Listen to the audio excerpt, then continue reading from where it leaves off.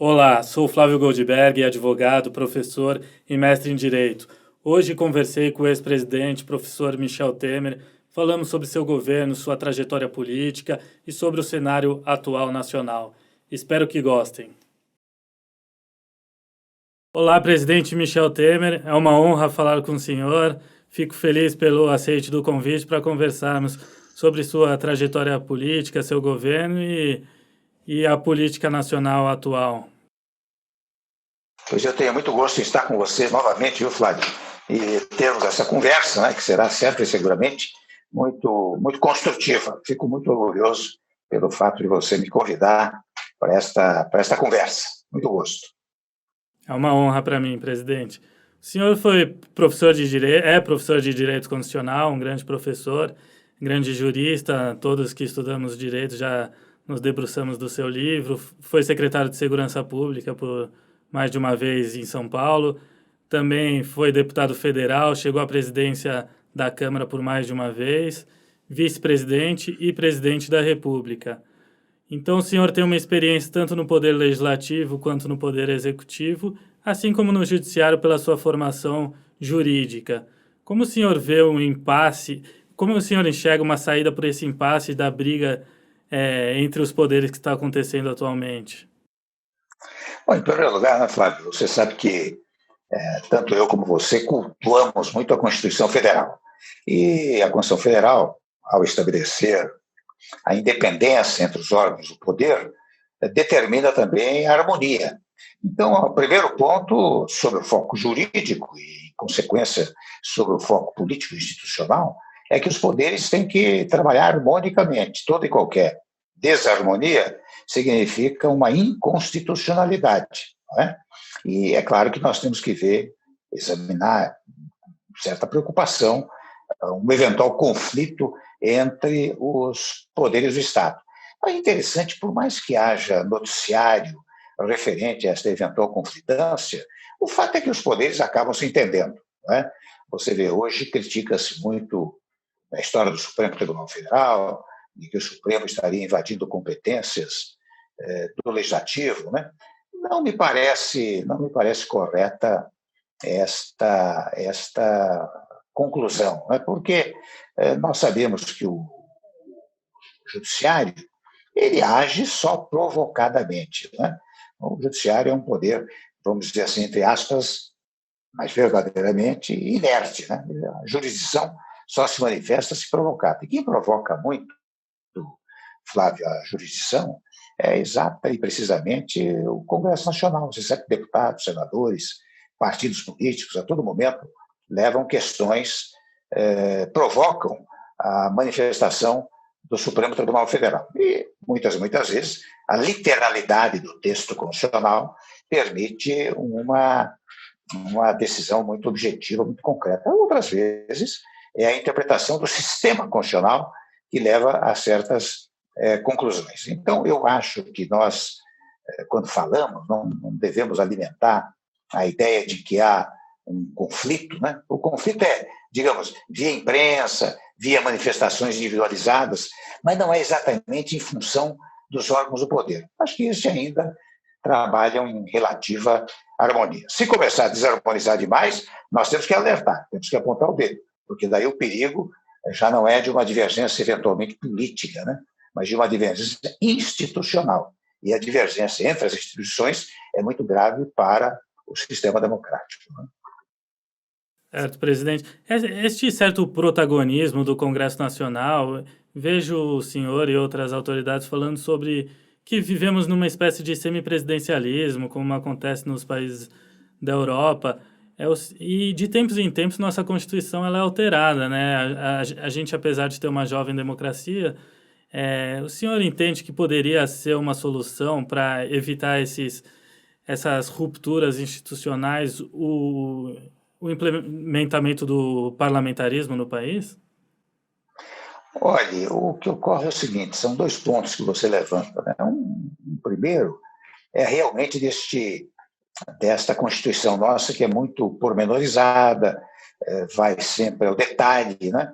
E com isso, a primeira consequência é a redução da discricionariedade, ou seja, da capacidade de escolha, seja do legislador ordinário ou seja até da jurisdição, porque, em face desse detalhamento constitucional, muitas vezes as soluções estão literalmente expressadas. Veja que nós chegamos ao ponto de colocarmos até, como os direitos do trabalhador, né? Os direitos do trabalhador, que sempre vieram em legislação infraconstitucional, hoje figuram todos eles, né, no texto constitucional. Então, esse detalhamento, volto a dizer, impede aquela capacidade de escolha para o legislador ordinário e também para a jurisdição. Por que é que nós temos muitas emendas à Constituição? Hoje penso que são cerca de 106 emendas à Constituição Federal. Porque você não pode alterar muita coisa por legislação ordinária. Então, você precisa propor emendas à Constituição Federal. Ora, no regime presidencialista, Flávio, você sabe que, de qualquer maneira, sempre tem que haver uma conexão governativa, digamos, entre o executivo e o legislativo, porque o executivo depende muito da atividade legislativa. Você veja, estou sendo muitas vezes repetitivo no que digo, mas verdadeiro. Quem vocaliza a vontade popular é a lei, e quem produz a lei é o legislativo. Primeiro ponto. Segundo ponto, a todo instante, o governo federal, o executivo, precisa provocar o legislativo mediante projetos de lei, né? Portanto, depende da votação do legislativo, né? Terceiro ponto, você tem a chamada medida provisória, que tem eficácia imediata, como se for a lei, mas tem um prazo de duração, e nesse prazo tem que ser convertido em lei, sob pena de perder a sua eficácia. Com isto, eu quero significar que o legislativo, o executivo, depende muito da atividade do legislativo nos dias atuais. Portanto, hoje, quem governa já são esses dois, o executivo juntamente com o legislativo. Eu digo isso, Flávio, porque nós temos muito essa visão política, cultural, de que o presidente pode tudo, né? O executivo pode tudo, e não pode, não pode. Pode, de acordo com aquilo que o legislativo estabelece, né? Então, digo eu, já há esta conexão indispensável, estabelecida pela Constituição, entre o executivo e o legislativo. Agora, quando nós pregamos, eu prego muito essa história do semipresidencialismo, e até curiosamente, quando eu assumi o governo, eu trouxe o Congresso para governar comigo. Não havia uma reunião sequer em que não estivesse comigo, ao meu lado, o presidente da Câmara, o presidente do Senado. Eu fazia reunião de líderes, deputados, senadores, sempre com a presença do Congresso Nacional. Foi, aliás, o que permitiu que nós fizéssemos as grandes reformas que vieram à luz no meu período de 2 anos e meio de governo. A reforma trabalhista, a reforma do ensino médio, o teto de gastos públicos, a recuperação dos estatais, a queda da inflação, a queda dos juros, né? Tudo isso fruto desta conjugação de esforços do Executivo com o Legislativo. E eu até rotulava o meu governo, naquela ocasião, de um governo semipresidencialista, né? E interessante como este fato foi se avolumando de uma tal maneira que hoje você veja que o Congresso Nacional ganhou um protagonismo extraordinário. A própria reforma da Previdência, cujo debate começou, debate e convencimento se deu no meu governo, na verdade, quando chegou no Legislativo, o Legislativo foi rápido, veloz, para protagonizar, digamos assim, a reforma previdenciária, que é fundamental para o país. Então, mas, de qualquer maneira, sem embargo dessa integração entre executivo e legislativo, o fato é que, no presidencialismo, você tem, muitas e muitas vezes, alguns traumas institucionais. E esses traumas derivam precisamente do impedimento, do impeachment. Você veja que nós somos, juridicamente, uma jovem república, que estamos completando agora praticamente 32 anos. E já tivemos 2 impeachment. E isto não é bom para o país, sabe, Flávio? É uma coisa, eu percebo que isto cria um trauma institucional que não é útil para a governabilidade do país e cria instabilidades políticas e sociais. Ora bem, se você adota um regime semipresidencialista, semi-parlamentarista, e veja que eu não falo em parlamentarismo puro, né, do tipo rei reina, mas não governa. Estou falando de um semi-parlamentarismo, ou semipresidencialismo, ao estilo, digamos assim, português ou francês, em que o presidente da República tem também uma substanciosa função e atividade. Ele é o chefe das Forças Armadas, é o chefe da diplomacia, é quem sanciona os projetos de lei, é quem nomeia o primeiro-ministro, né? Agora, qual é a vantagem? A vantagem é que uma parcela da atividade executiva passa para o parlamento, né? O parlamento passa a ser legislador e executor. A velha distinção da chefia de Estado, que cabe ao presidente da República ou ao monarca, né? E a chefia de governo, que vai competir ao gabinete sediado institucionalmente no legislativo, permite que você, cidadão comum, né, quando vai apontar o dedo para acusar, você não acusa só o executivo, você acusa também o legislativo. E o legislativo, portanto, assume uma responsabilidade muito maior, porque ele não só legisla, como também administra, né? Administra as funções governativas internas. Isso me parece uma coisa muito útil. Segundo ponto é que, digamos assim, quando o governo não dá certo, o gabinete cai. Né? Você tem o chamado voto de desconfiança, que significa a queda do governo. Né? A queda do governo que está no legislativo. Mas isso se opera sem traumas institucionais, sem traumas políticos. E é interessante. Você veja, no presidencialismo, você precisa sempre formar uma maioria parlamentar. Ora, no parlamentarismo, no semiparlamentarismo, o primeiro-ministro, necessariamente, ele é fruto da maioria parlamentar. Se não tiver uma maioria parlamentar que institua aquele gabinete, que apoia aquele gabinete, ele não consegue governar. Eu dou um exemplo muito recente, Flávio, de Israel. Você viu que lá fizeram várias eleições e não se conseguia formar um governo. Até que, num dado momento, os dois contendores, né, que eram naturalmente candidatos dos seus partidos a primeiro-ministro, né, fizeram um acordo. Disseram, vamos fazer um acordo. Você fica 2 anos, eu dando apoio, meu grupo dando apoio, e depois você dará o apoio para que eu fique os próximos 2 anos. Portanto, a maioria parlamentar, ela se forma com muita naturalidade, o que muitas vezes no presidencialismo é difícil. Veja que o presidente está sempre atrás de criar uma maioria parlamentar para poder governar. O parlamentarismo não. A maioria surge com muita naturalidade como fruto do próprio sistema semiparlamentarista. Sim. O senhor citou o caso de Israel, né? Eu tenho uma irmã israelense, sempre que posso também vou para Israel, e lá foi feito um governo de coalizão. Eu li um artigo teu, presidente, que acho que de 2019, que o senhor falava sobre um pacto da Alvorada, né? Em referência ao Pacto de Moncloa na Espanha, onde houve um certo pacto de unidade nacional para o enfrentamento de uma crise. O senhor vê essa possibilidade e como fazer no momento que há uma crise sanitária, uma crise pandêmica e também política aqui no Brasil? Eu insisto muito nisso, insisti nesse artigo que você lembra muito bem, dizendo, olha, nós precisamos fazer aqui o que nós podemos chamar de Pacto da Alvorada, que seria o equivalente ao Pacto Moncloa. O que aconteceu na Espanha? Na Espanha, quando o governo reassumiu, o rei reassumiu, foi preciso fazer um pacto, né? Um pacto para recuperar a Espanha.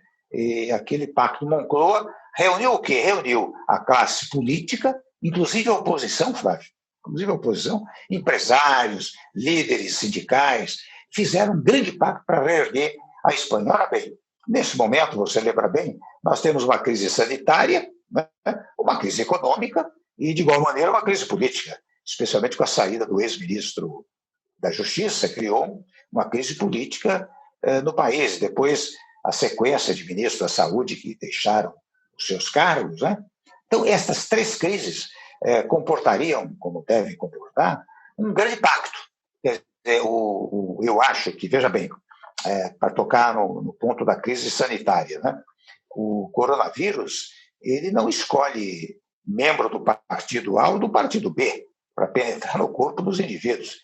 Penetra em qualquer integrante de qualquer partido, como não escolhe nenhuma classe social. Não é? Então, quando eu digo o presidente poderia, por exemplo, chamar os vários partidos políticos naturalmente, com o presidente dos poderes, chamar, inclusive, os partidos da oposição, naturalmente, estabelecer um grande pacto nacional para que todos trabalhassem juntos para, em primeiro lugar, combater a pandemia. Sequencialmente, recuperar a economia, né? E deixar as brigas políticas para o momento eleitoral. Você vê, nós teremos no final do ano eleições municipais, depois de 2022 teremos eleições presidenciais e dos governos estaduais, Câmara dos Deputados, Senado. Então, este é o momento próprio para a disputa eleitoral. Este momento não. Este momento, a palavra-chave é unidade. A unidade se impõe. E por isso que eu penso e divulgo sempre que nós deveríamos estabelecer uma espécie de grande pacto nacional para atravessarmos este momento. Sei que não é fácil, né? Há resistências a isso, mas seria extremamente útil para o país. Por isso que eu ainda considero aquele artigo que você leu há tempos atrás, né? Eu ainda considero muito atual para o presente momento. Perfeito. Presidente, eu escrevi um artigo no Estadão onde eu lembro do Conselho da República, que está instituído no artigo 89 da Constituição Federal, e que é um órgão superior de consulta.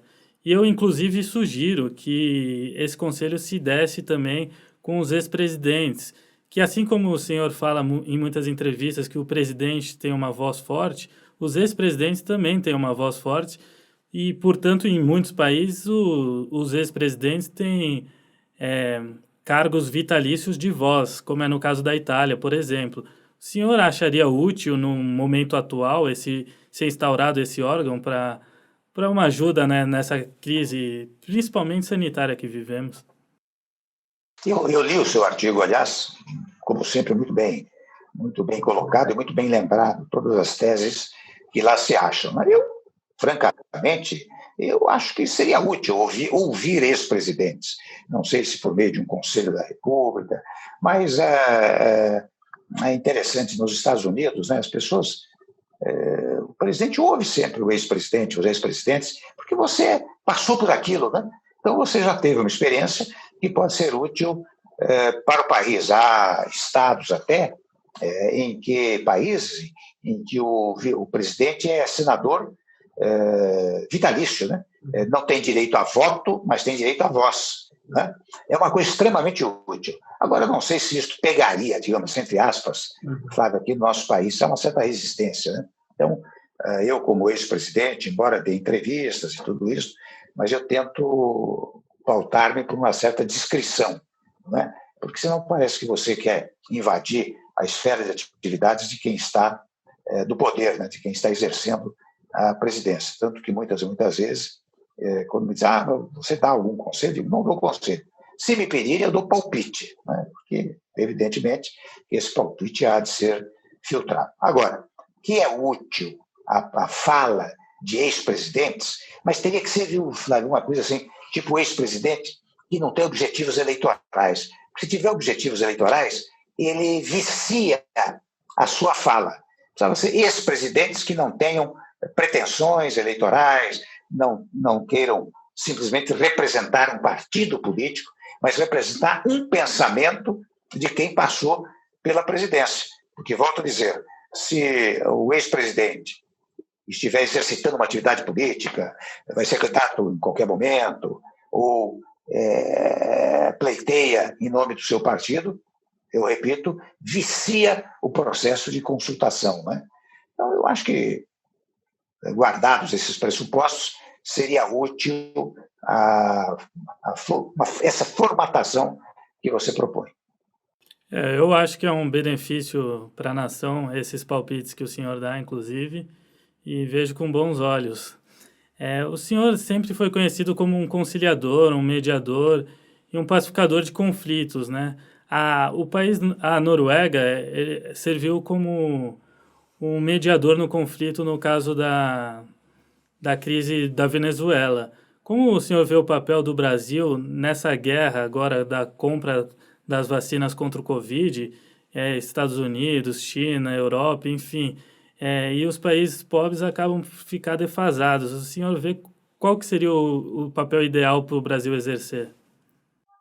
Bom, o papel ideal, não é, Flávio, é a tese chamada de multilateralismo, né? O Brasil não tem potencial econômico, político, para ser isolacionista ou vincular-se apenas a um ou dois países. O nosso interesse é um interesse diversificado, interesse comercial, com todos os países do globo, né? Então, nós temos que ser multilateralistas. Né? Nós temos, você vê, nós vendemos, o nosso primeiro parceiro comercial é a China, né? O segundo parceiro é os Estados Unidos. Já aí você vê que, embora eles, muitas vezes, tenham conflitos entre si, e é interessante, viu, Flávio? Parece que eles têm conflito entre si, mas se um dia, por exemplo, a China deixar de comprar soja do Brasil, e compra bilhões de soja, né? Sabe de quem vai comprar? Dos Estados Unidos, entendeu? Nessa coisa comercial, o que vale são os interesses comerciais entre os países. Então, por isso que nós temos, e eu sempre preguei, você sabe que o Brasil abre os congressos da ONU, né, os trabalhos da ONU todo ano, e nos 3 discursos que eu fiz lá, eu pregava essa tese multilateralista. Se o Brasil não pode aliar-se apenas a um país ou a 2 países, mas tem que ter uma visão universalista, porque os nossos interesses comerciais dizem respeito à necessidade de manter um bom trato, digamos, político, institucional, diplomático, até com todos os países, né, sem nenhuma exceção. Mesmo você veja, no caso da Venezuela, eu sempre dizia, olha, nós temos uma relação institucional com a Venezuela, Estado a Estado, e uma relação com o povo venezuelano. Muitas e muitas vezes, o que nós podemos fazer, e fizemos, foi crítica ao sistema de condução política do país. Você veja, por que nós tínhamos direito de fazer isso? Porque veja o número de refugiados venezuelanos que saíram da Venezuela, vieram para o Brasil, foram para a Colômbia, foram para outros países, né? Então, nós criticávamos o sistema político, o sistema governativo, mas não criticávamos o Estado venezuelano e nem o povo venezuelano. Ao contrário, nós damos cobertura para parcelas do povo venezuelano que vieram aqui para o nosso país. Sim. Durante décadas, presidente, as Forças Armadas vêm respeitando de forma rigorosa a Constituição Federal em seu papel. Nessa situação atípica em que vivemos, em uma ameaça à nação por esse vírus que é o coronavírus, o senhor entende que o papel das Forças Armadas poderia ser um pouco mais ativo contra essa guerra, contra o Covid? Você sabe que eles cumprem o seu papel. As Forças Armadas elas têm uma presença muito grande, viu? Nem sempre conhecida. Você sabe que, quando eu era vice-presidente, eu coordenava a questão das fronteiras e fui muito visitar as fronteiras brasileiras, né? E, de fora parte o sentido de segurança, né, das fronteiras e até de segurança pública, né, combate à criminalidade, ao tráfico internacional, o fato é que eles tinham um organismo chamado ACISO, Ação Cívico-Social. E nessa ação cívico-social, lá estavam presentes médicos do Exército, dentistas do Exército, membros dos laboratórios do Exército, faziam exame de sangue, atendiam os doentes, atendiam aqueles que necessitavam de tratamento dentário, isso em todas as fronteiras. Então, eles têm um papel relevantíssimo, primeiro ponto. Segundo ponto, também no tocante interessante na questão de obras, não são poucas as vezes que o governo chama o Exército para realizar certas obras, né? Obras inadiáveis, né? E também, assim, no combate à pandemia, né? Eu acho que eles cumprem o seu papel. Eu não saberia dizer se neste momento eles poderiam ampliar ou não, mas você vê que até no Ministério da Saúde ainda tem um militar. Aliás, o general Pazuello foi quem nós colocamos lá em Roraima para coordenar a logística da chegada dos venezuelanos, dos refugiados venezuelanos, né? Então, em matéria de logística, ele tem uma experiência extraordinária. Hoje está lá no Ministério da Saúde. Acho que as Forças Armadas cumprem o seu papel. E até ampliando um pouco a sua pergunta, eu diria que não há a menor preocupação de que as Forças Armadas rompam com a Constituição brasileira. A minha experiência nos contatos que tive, e não foram poucos, com os dirigentes das Forças Armadas, revelam que eles têm um apreço extraordinário pela Constituição Federal. São servos da Constituição Federal. Então, não há nenhum risco de dizer as Forças Armadas vão agora romper com o texto constitucional, etc. Isso não ocorrerá no Brasil, tenho absoluta convicção. Presidente, em seu governo foram aprovadas importantes medidas na área econômica, como controles de gasto público, e também foram aprovadas importantes reformas. A reforma trabalhista, deu início à reforma da Previdência. Como o senhor acha e como o senhor gostaria que fosse visto o seu governo para a história? Eu gostaria que fosse visto como um governo reformista, né? Em face disso que você está dizendo, e de outras tantas reformas que fizemos, eu acho que o meu governo poderia ser catalogado como um governo reformista. E veja, um governo reformista que agiu rapidamente, porque o nosso governo não foi um governo de 4 anos ou de 8 anos, são 2 anos e meio. Né? E nós conseguimos fazer tudo isso que você menciona. E, de outro lado, também um governo que prestigiou a democracia. Né? Você veja, nós prestigiamos sempre a liberdade de imprensa ao fundamento de que a liberdade de imprensa é conteúdo de um continente chamado liberdade de informação.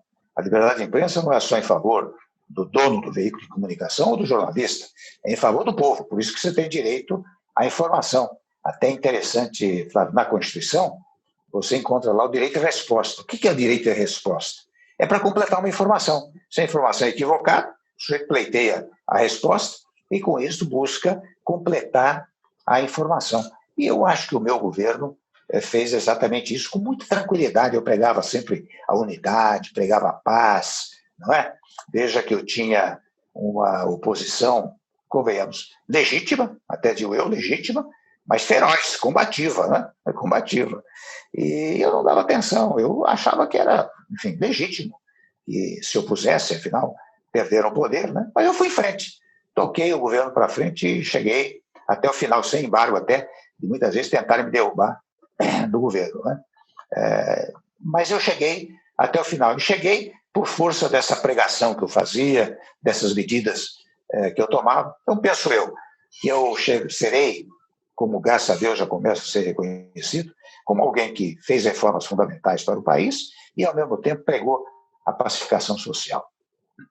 Ok. Presidente, eu tive o privilégio de te acompanhar na sua palestra em Oxford, uma universidade quase milenar, em que grandes estadistas falaram lá, Churchill, figuras públicas de renome como Martin Luther King, e o senhor muito bem representou o Brasil, tanto no direito como com um grande estadista e jurista que o senhor é, e não por pouco, não por menos, foi ovacionado e aplaudido lá.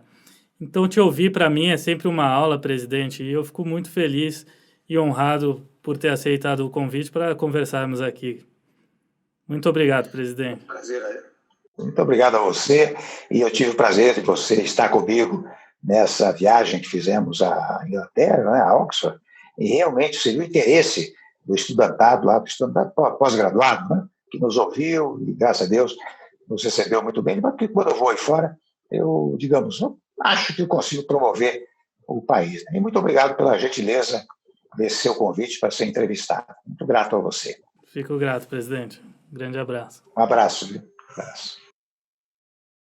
Espero que tenham gostado dessa interlocução. Aproveito para convidá-los a se inscrever no meu canal, dar um like e compartilhar com os amigos. Até uma próxima.